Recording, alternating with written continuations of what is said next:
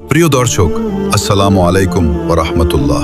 আজ আমি আপনাদের এমন একটি গল্প বলবো যে গল্পের প্রতিটি কথা আল্লাহর কিতাব এবং তার রাসূলের হাদিস থেকে নেওয়া। এটি কোনো কল্পকাহিনী নয়, এটি সেই পবিত্র ভূমির গল্প যে ভূমিকে স্বয়ং আল্লাহ তাআলা বরকতময় বলে ঘোষণা করেছেন। এই ভূমির নাম হলো ফিলিস্তিন। হাজার হাজার বছর আগের কথা। পৃথিবীর বুকে একটি ভূমি ছিল যেখানে নবীদের পা পড়েছে, যেখানে ওহী নাজিল হয়েছে, যেখানে আল্লাহর রহমত বৃষ্টির মতো ঝরে পড়েছে। আল্লাহ তাআলা পবিত্র কুরআনে এই ভূমির কথা বলেছেন। পবিত্র সেই সত্তা যিনি তার বান্দাকে রাতের বেলা মসজিদুল হারাম থেকে মসজিদুল আকসায় নিয়ে গেলেন, যার চারপাশকে আমি বরকতময় করেছি। আল্লাহ নিজে বলছেন, বারাকনা হাওলাহু, আমি এর চারপাশকে বরকতময় করেছি। এই বরকত শুধু মাটির নয়, এই বরকত ইতিহাসের, নবুয়াতের, ঈমানের। এই পবিত্র ভূমিতে হেঁটেছেন ইব্রাহিম আলাইহিসসালাম, এখানে জন্ম নিয়েছেন ঈসা আলাইহিসসালাম, এখানে রাজত্ব করেছেন দাউদ আলাইহিসসালাম ও সুলাইমান আলাইহিসসালাম। এখানেই রয়েছে সেই পবিত্র মসজিদ যেখানে একদিন রাতে আমাদের প্রিয় নবীজি সাল্লাল্লাহু আলাইহি ওয়াসাল্লাম সমস্ত নবীদের ইমামতি করে নামাজ পড়িয়েছিলেন। এই ভূমি শুধু একটি দেশ নয়, এটি ইসলামের হৃদয়। মসজিদুল আকসার মর্যাদা। একদিন সাহাবায়ে কিরাম নবীজি সাল্লাল্লাহু আলাইহি ওয়াসাল্লামকে জিজ্ঞেস করলেন, ইয়া রাসূলুল্লাহ, পৃথিবীতে সর্বপ্রথম কোন মসজিদ নির্মিত হয়েছিল? নবীজি সাল্লাল্লাহু আলাইহি ওয়াসাল্লাম বললেন, মসজিদুল হারাম। সাহাবারা জিজ্ঞেস করলেন, তারপর কোনটি? নবীজি সাল্লাল্লাহু আলাইহি ওয়াসাল্লাম বললেন, আল মসজিদুল আকসা। সাহাবারা জিজ্ঞেস করলেন, দুটির মাঝে কত বছরের ব্যবধান? নবীজি সাল্লাল্লাহু আলাইহি ওয়াসাল্লাম বললেন, 40 বছর। চিন্তা করুন, মক্কার পরেই মসজিদুল আকসার স্থান। পৃথিবীতে মাত্র 3টি মসজিদের উদ্দেশ্যে সফর করা যায়: মসজিদুল হারাম, মসজিদে নববী এবং মসজিদুল আকসা। নবীজি সাল্লাল্লাহু আলাইহি ওয়াসাল্লাম বলেছেন, 3টি মসজিদ ছাড়া অন্য কোথাও সফর করা যাবে না: মসজিদুল হারাম, আমার এই মসজিদ, এবং মসজিদুল আকসা। এই 3টি মসজিদের মধ্যে একটি রয়েছে ফিলিস্তিনে।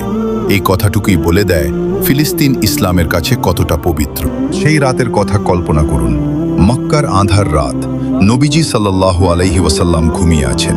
হঠাৎ জিব্রাইল আলাইহিস সালাম এলেন, সাথে নিয়ে এলেন বুরাক নামের এক অলৌকিক বাহন। এক মুহূর্তে নবীজি সাল্লাল্লাহু আলাইহি ওয়াসাল্লাম মক্কা থেকে পৌঁছে গেলেন সেই পবিত্র ভূমিতে, মসজিদুল আকসায়। সেখানে কি দেখলেন তিনি? সমস্ত নবী ও রাসূলগণ সেখানে উপস্থিত। ইব্রাহিম আলাইহিসসালাম, মুসা আলাইহিসসালাম, ঈসা আলাইহিসসালাম, দাউদ আলাইহিসসালাম, সুলাইমান আলাইহিসসালাম, সকলে সেই পবিত্র মসজিদে দাঁড়িয়ে। এবং আমাদের নবীজি সাল্লাল্লাহু আলাইহি ওয়াসাল্লাম তাদের সকলের ইমাম হয়ে নামাজ পড়ালেন। আল্লাহ তাআলা পবিত্র কুরআনে বলেছেন, আমি তাদের কাছ থেকে দৃঢ় অঙ্গীকার নিয়েছিলাম।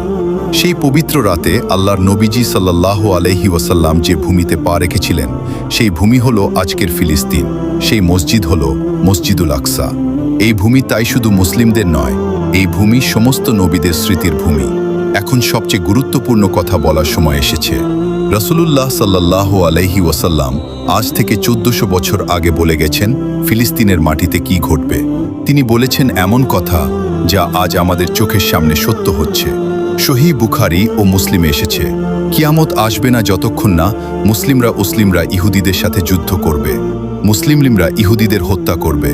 এমনকি ইহুদি যখন পাথরের আড়ালে লুকাবে, তখন সেই পাথর বলবে, হে মুসলিম, আমার পেছনে একজন ইহুদি লুকিয়ে আছে, তাকে হত্যা করো। এই হাদিসটি পড়ুন আবার। 1400 বছর আগে নবীজি সাল্লাল্লাহু আলাইহি ওয়াসাল্লাম বলেছেন ফিলিস্তিনের মাটিতে মুসলিম ও ইহুদিদের মধ্যে যুদ্ধ হবে। আজ সেই যুদ্ধ আমাদের চোখের সামনে চলছে। গাজার আকাশে বোমা পড়ছে, শিশুরা রক্তে ভিজছে। কিন্তু নবীজির কথা মিথ্যা হওয়ার নয়। শেষ পরিণতি কি হবে তাও তিনি বলে গেছেন।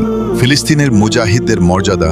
রাসূলুল্লাহ সাল্লাল্লাহু আলাইহি ওয়াসাল্লাম ফিলিস্তিনের মুমিনদের সম্পর্কে এমন কথা বলেছেন যা শুনলে চোখে পানি আসে। মুসনাদে আহমদ ও তাবারানীতে এসেছে, আমার উম্মতের একটি দল সত্যের উপর লড়াই করতে থাকবে, কিয়ামত পর্যন্ত বিজয়ী থাকবে। তিনি বললেন, তারা থাকবে বাইতুল মাকদিস ও তার আশপাশে। ভাবুন, নবীজি সাল্লাল্লাহু আলাইহি ওয়াসাল্লাম বলছেন ফিলিস্তিনের মানুষ কিয়ামত পর্যন্ত সত্যের উপর লড়াই করবে।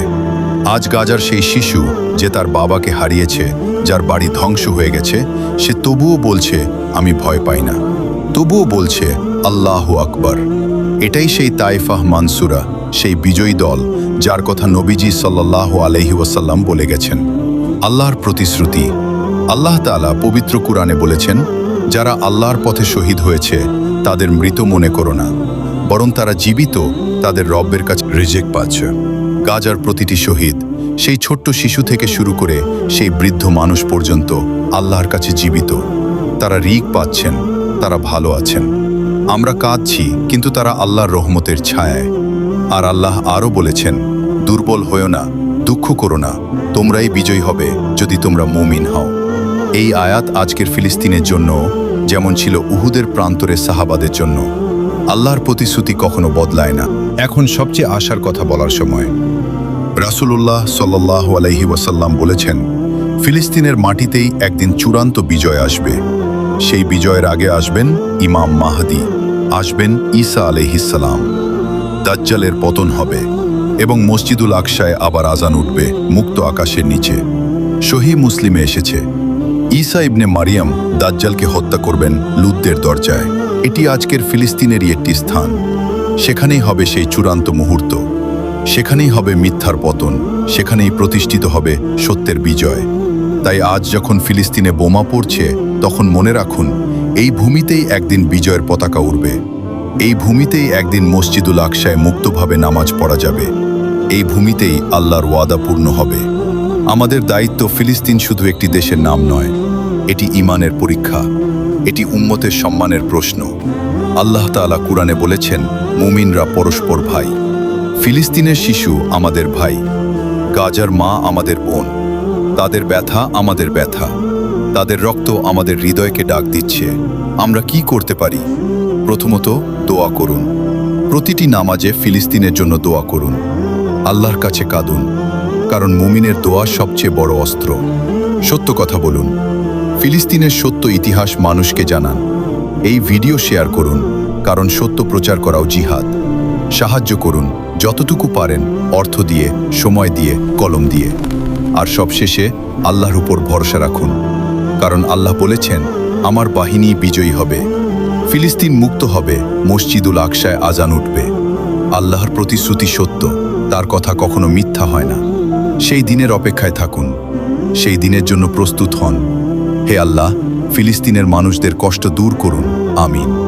ভিডিওটি ভালো লাগলে লাইক ও শেয়ার করুন, চ্যানেলটি সাবস্ক্রাইব করুন। জাযাকুমুল্লাহু খাইরান।